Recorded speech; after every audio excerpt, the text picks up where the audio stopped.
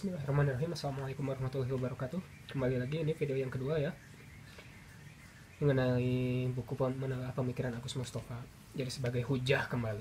Padahal sebelumnya sudah hujah, tapi ini ditambah lagi untuk memperjelas. Untuk jelasnya mungkin bisa dibaca buku ini. Bagi sebagian orang mungkin membaca agak susah ya, entahlah karena waktu, entahlah karena dianya malas.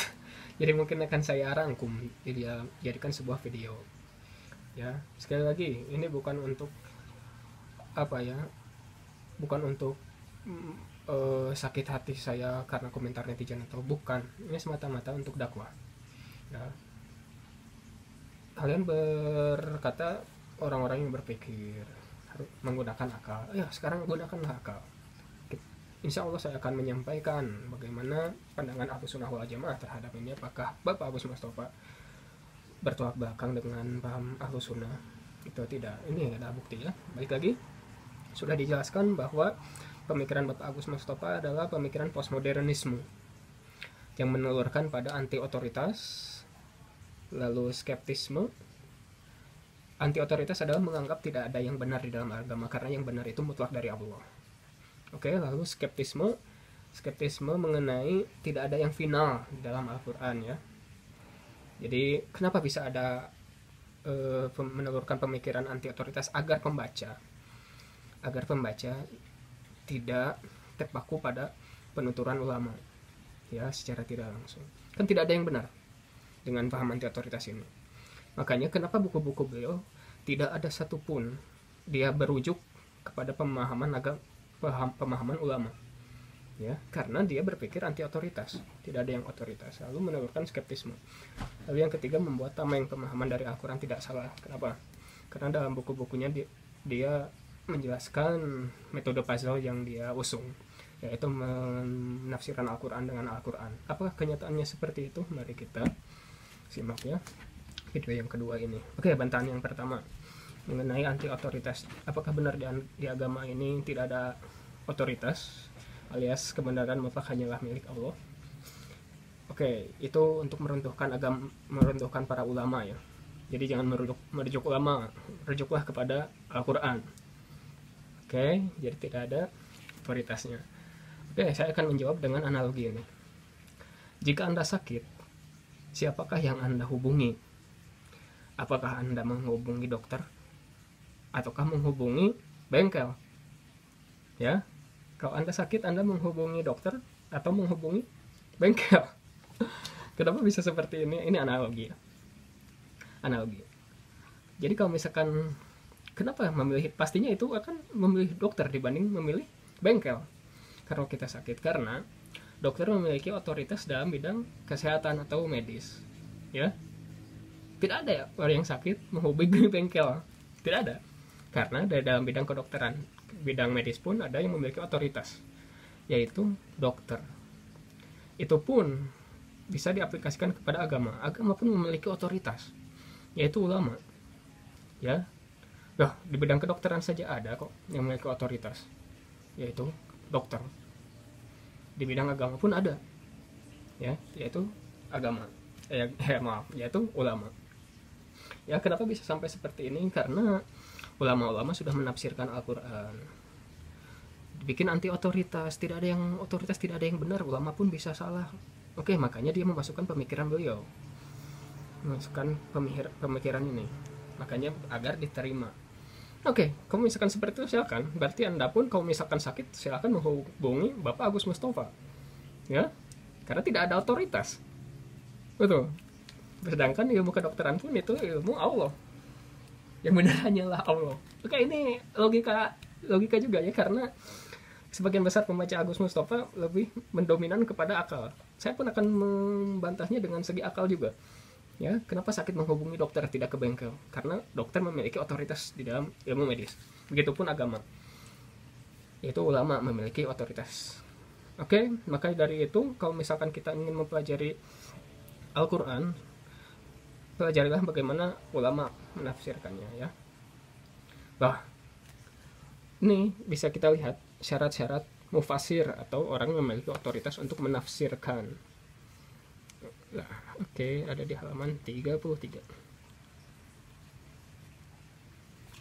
Nah, pertama harus memiliki ilmu ulumul Quran, yaitu nasikh mansukh, yaitu penghapus yang dihapus, asbabun nuzul, sebab-sebab turunnya ayat, munasabatul ayat yaitu keterkaitan ayat-ayat sebelumnya dengan ayat-ayat setelahnya, maki madani Mekah dan Madinah, hadori safar, mukim atau sapar, laili nahar, malam atau siang dan lain-lain.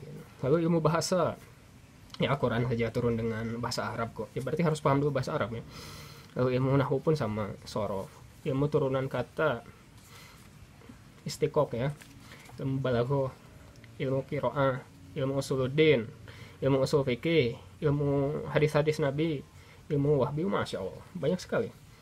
Karena biar orang yang tidak memiliki otoritas tidak sembarangan menafsirkan Al-Quran sesuai dengkul ya. Makanya dari itu para mufasir pasti memiliki kriteria khusus.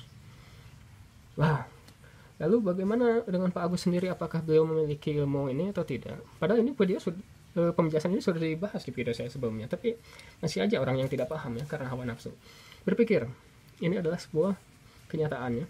Mari kita lihat bukti Bapak Agus apakah memiliki ilmu ini atau tidak. Oke, ada di halaman 44 ya, 43. Hawa ini di bukunya yang Adam tidak diusir dari surga. Lihat, Hawa sebagai nama istri Nabi Adam ternyata tidak disebut dalam Al-Quran.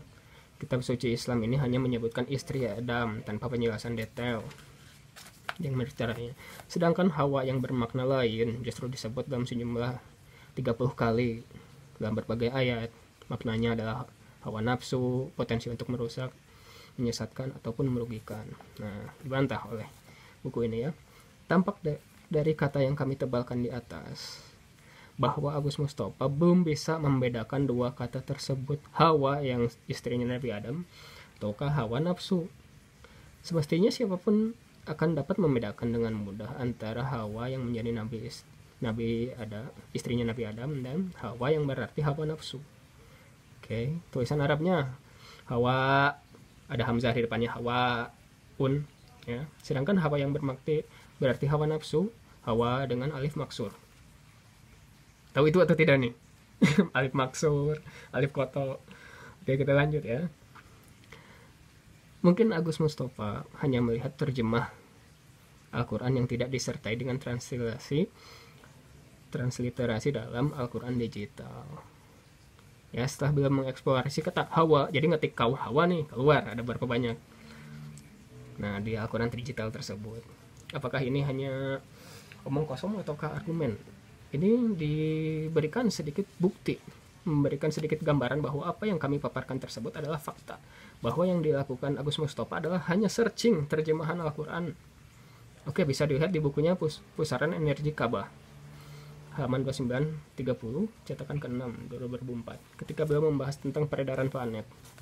Bisa dilihat dengan berpijak pada surat Luqman ayat 10. Oke, terjemahannya seperti ini. Beliau mengutip Luqman ayat 10 ya. Dia menciptakan langit tanpa tiang yang kamu melihatnya, dan dia meletakkan gunung-gunung di permukaan bumi, dan seterusnya.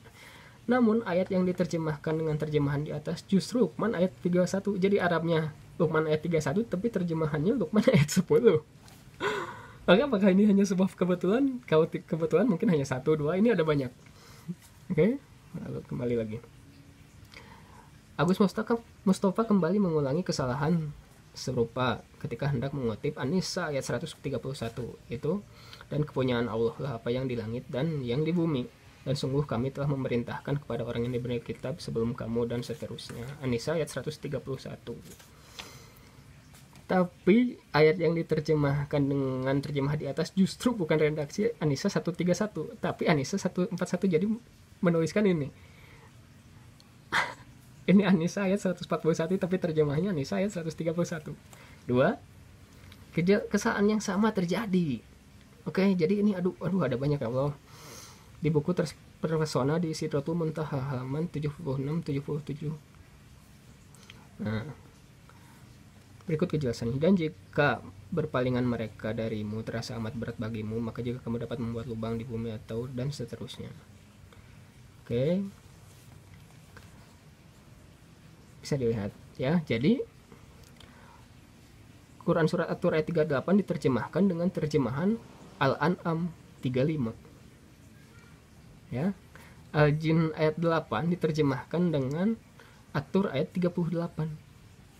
Al-An'am ayat 35 diterjemahkan dengan Al-Jin ayat 8. Ya Allah, banyak sekali ya. Maka ini sebuah bukti apakah Bapak Agus Mustofa memiliki otoritas dalam menafsirkan sebuah ayat Al-Quran. Oke, silahkan menilai sendiri.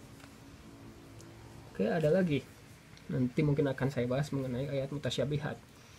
Beliau pun salah mengartikan domir huwa dengan domir hiya ya. Ini baru video kedua tapi sudah banyak ya waktunya, sudah hampir 11 menit. Oke, insya Allah akan berlanjut, semoga tetap bersabar. Insya Allah kita akan lanjut.